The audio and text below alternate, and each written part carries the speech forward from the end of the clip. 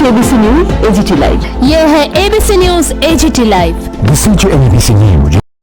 ঘটনা তো বলতে এখানে আপনার মানে স্কুলের ফ্যানগুলো চুরি হয়ে গেছে।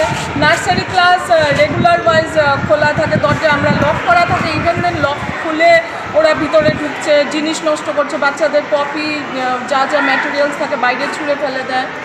এই সব মানে আজকে কি কি চুরি হয়েছে আপনাদের স্কুল থেকে?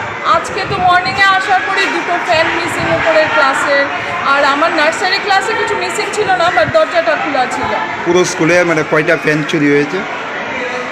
আমি অ্যাকচুয়ালি উপরে যাইনি, যা দেখেছি মানে যা শুনতে পেয়েছি উপরে দুটো না তিনটে ফ্যান হারানো গেছে।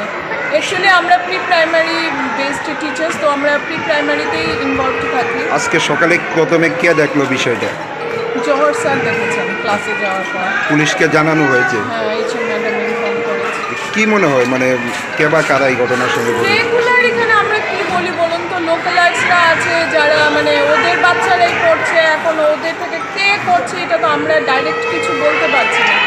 এটা এসএমসি মেম্বার্সরা আছে, ওরা দেখে বিষয়টাকে নিয়ে সবাই আছে, তো ওরা আলোচনা করে এটাকে। রাতের বেলা মানে নাইট গার্ডের ব্যবস্থা রয়েছে? নাইট গার্ড ছিল, নাইট গার্ড এখন আর নেই, উনি চলে গেছে। কতদিন যাবত নেই? হয়ে গেছে বছরখানে, চলে গেছে। আচ্ছা, ভিতর থেকে তো সবগুলি বাইরে থেকে বন্ধ থাকে, তো ক্লাসগুলি তালা দেওয়া হচ্ছে না কেন? সব কিছু ক্লাসরুম আমাদের নার্সারিটা লক থাকে, অন্য স্কুল ক্লাসরুম তো লক থাকে না, কারণ দুপুরে এসে ক্লাস হয়, আমরা লক করে গেলে আবার ওরা ক্লাস করবে, আবার ওরা তালা দিয়ে দেয় মর্নিংয়ে, তো নর্মাল শিক্ষাটা লাগানো থাকে ক্লাসরুমে। রাতের রেগুলার বেসিসেই প্রবলেমটা চলছে, পাইপ লাগানো হচ্ছে, পাইপ চুরি হয়ে যাচ্ছে, তো এটা রেকারিং প্রবলেম আমাদের স্কুলে, মানে রেগুলারই ডিস্টারবেন্স চলছে।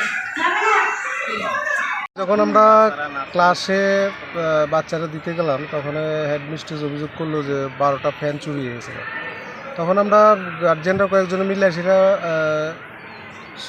মানে দেখতে গেলাম আর কি। দেখলাম কি প্রায় ক্লাসেই মানে ফ্যান চুরি মানে নাই। তারপর একদম উপরে গেলাম, দিদিমণি লিয়ে গেছে, দেখলাম কি তা ওই নিচে বেঞ্চি দিয়ে সেটা মানে সম্ভবত মানে উপরে উঠতে সেটা চড়ে যা ক্ষতিকর করছে।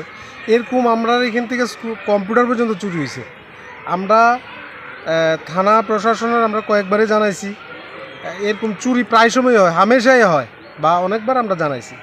তাছাড়া স্কুলের যে আপনার ইউরিনাল পয়েন্টগুলিও বাজে অবস্থায় আছে, স্কুলে একটা নাইট গার্ড নাই, স্কুলের ঠিকমতো একটা বাউন্ডারি নাই। আমরা গার্জিয়ানরা সবাই ব্যতিব্যস্ত, মানে এই ইদানিং এটা বিদ্যাজ্যোতি প্রকল্পে স্কুলটা পড়ছে। আমরা মানে খুব মানে খুশি যে বিদ্যাজ্যোতি প্রকল্পে স্কুলটা পড়ছে, কিন্তু পরিকাঠামোর যদি এই অবস্থা থাকে বাচ্চারা কীভাবে ক্লাস করবো? এখন কি গরম চলছে, বাচ্চাটার মধ্যে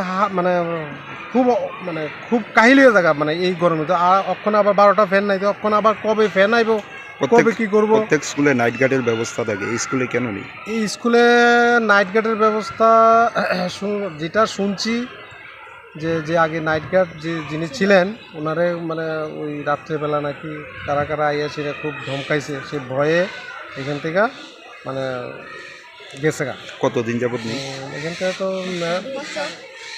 বছরখানেক তৈরি।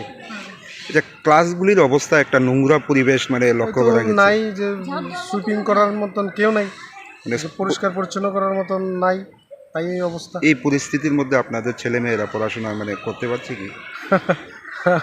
আমরা তো বাধ্য, কী করুম, পরিকাঠামো যে অবস্থা, মানে পড়াশোনা তেমন একটা খারাপ না, চলছে ভালোই, কিন্তু ওই যে এই অব্যবস্থাগুলি, যেমন আমরা স্থানীয়রা আমরা এখানকার যে লোকাল যে গার্জিয়ানরা আছে